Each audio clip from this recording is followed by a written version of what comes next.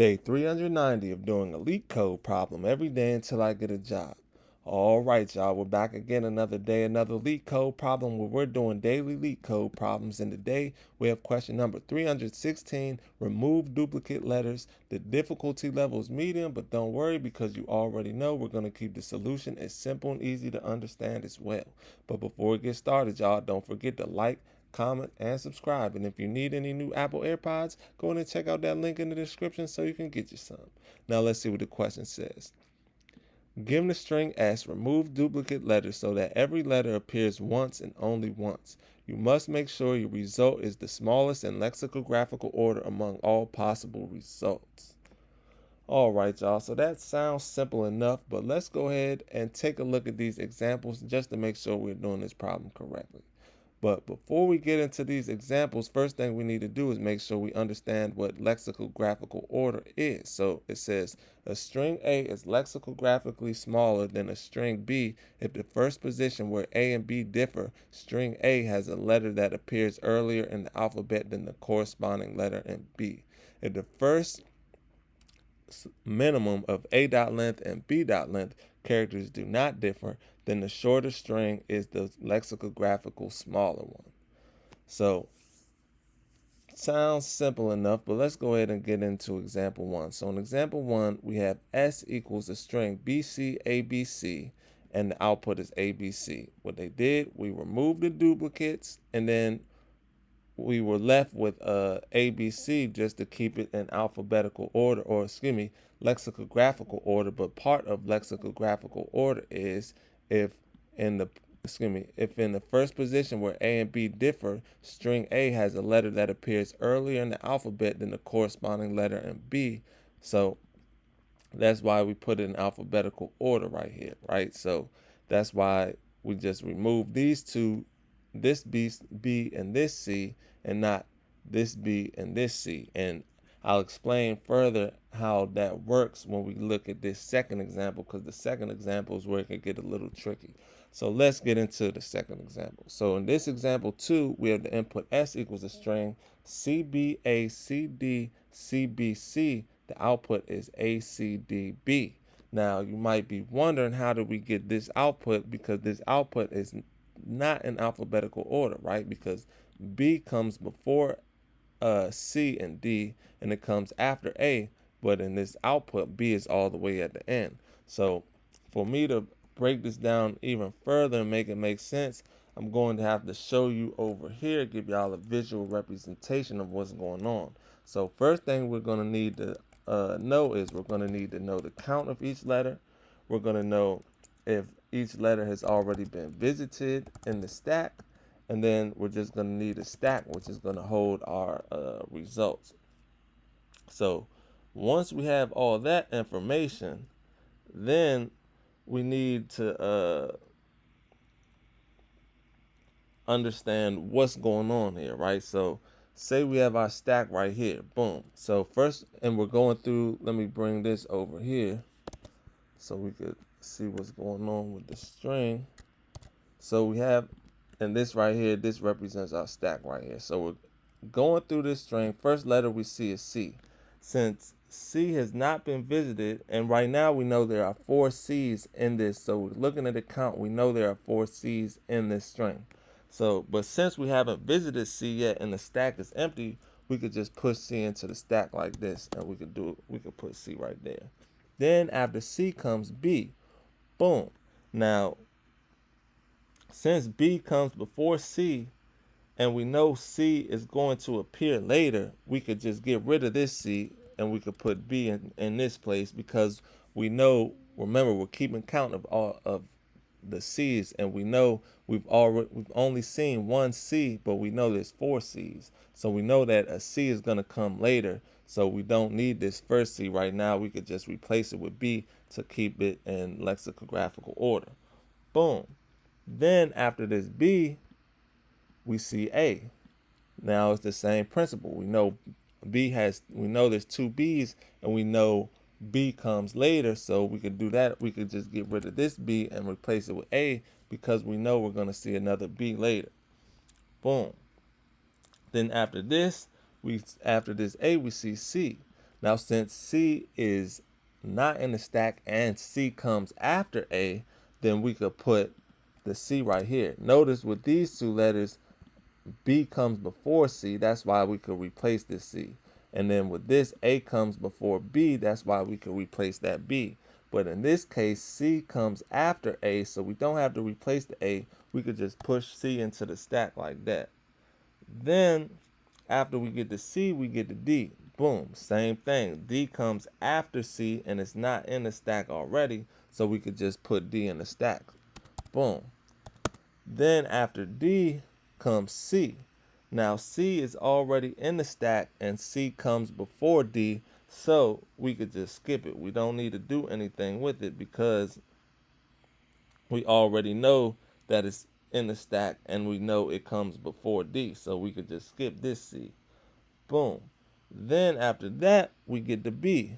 Now, this is the last B, and there are no other B's, but B is not in the stack yet. So we need to push B into the stack. So once we push B into the stack, B ends up being right here. And then we get the C, same thing. We already got C in the stack. We don't need another C, so we could leave it. But that's how B gets at the end of this stack, because B comes so late in the string again that we could put it right here. We already have these characters right here with no duplicates. So now that we understand these examples and these questions, y'all, let's get into the fun part, the actual solution. Solution is not that difficult, and that's pretty much how we are going to write the solution based off that visual example I just tried to give y'all. So the first thing we're going to do is we're going to get a dictionary to count how many times each character appears in the string. So for that, we could say var count, and we could say colon, open up the square bracket, we're going to put character, then we're going to say colon, int, and we're going to set that equal to a blank dictionary like that. And once again, this is going to keep count of each character. Boom. Then we're going to populate the count dictionary with character frequencies. So for that, we're going to say s dot for each. So for each character in s, or we're going to open up the brackets, and we're going to say count square bracket $0. So this $0 is going to represent each character in S. Come outside of that, we're going to say equals, then we're going to say count square bracket $0 for each character in S. Then we're going to say default colon 0. Then we're going to come outside of the square bracket and we're going to say +1. And what that's going to do is every time we see this character, we're going to keep count over here, and we're going to add 1 we're going to add 1 to this 0 and keep adding 1 which is going to allow us to keep count every time we see this character. And this character could be any character in this array. Represents each in the string. It represents each character in the string. Now we need to create our stack, which is going to hold the result of the characters in the order that we want. So for that, we're going to come right here, declare a variable called stack, say colon, open the square bracket, it's going to be character, and then we can initialize that, say equals, put a blank stack or blank array. Excuse me. Now we need a set to keep track of characters that are already in the stack, or the visited. This is how we'll know if it's been visited, because if it's already in the stack and it's a set, remember sets do not include duplicates. So we're going to say var visited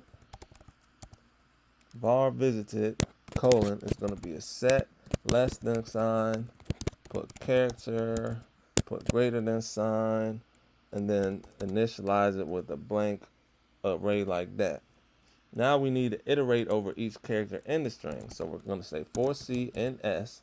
We're going to open up the brackets. We need to decrement the count for the current character since we've seen it once. So every time we see a character, we need to decrement the count to let us know that we've already seen it. So we're going to say count square bracket C equals count square bracket C default colon 0. Come outside of that, and we're going to say -1 this time to decrement it. Then we need to skip if this character is already in the stack. So we're going to come right here and we're going to say if visited dot contains, open up the parentheses C, then we could just open up the brackets and we can say continue, just like that. Then while the stack is not empty and the current character is smaller than the last one in the stack, and the last character in the stack appears again later in the string, similar to what we were talking about when we were going over example 2, we need to remove the last character to remain the lexicographical order and keep its uniqueness. So to handle that, we can come right here underneath that if, and we're going to say while let last equals stack dot last, comma C is less than last, comma count square bracket last, comma default colon 0.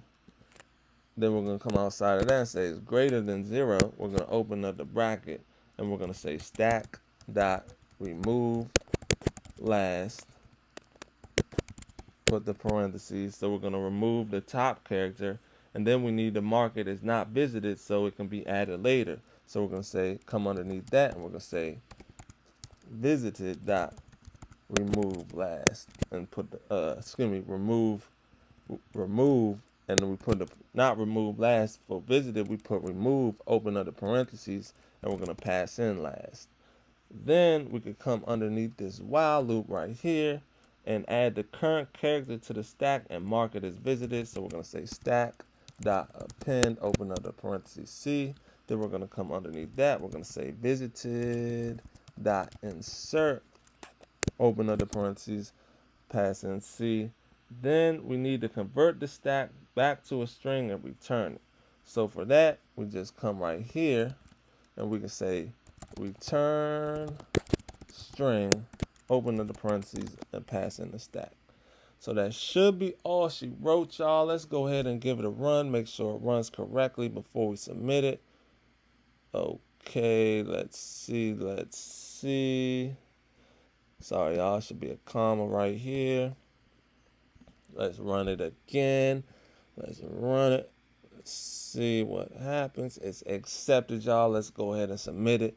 Make sure it's still accepted after we submit it. Ooh, 5 milliseconds beats 4.55 users. We could definitely get those numbers up, y'all. But right now, I just want to make sure we use a solution that we can all learn from, and that's easy to understand what's going on, so that we can use that knowledge in future solutions. So, with that being said, y'all, make sure you get one more look at the code, read it, learn it, love it. That's the top part. That's the bottom part. And yeah, that being said, I hope y'all learned something today, and I hope to see y'all here tomorrow for another day, another LeetCode problem. See y'all then.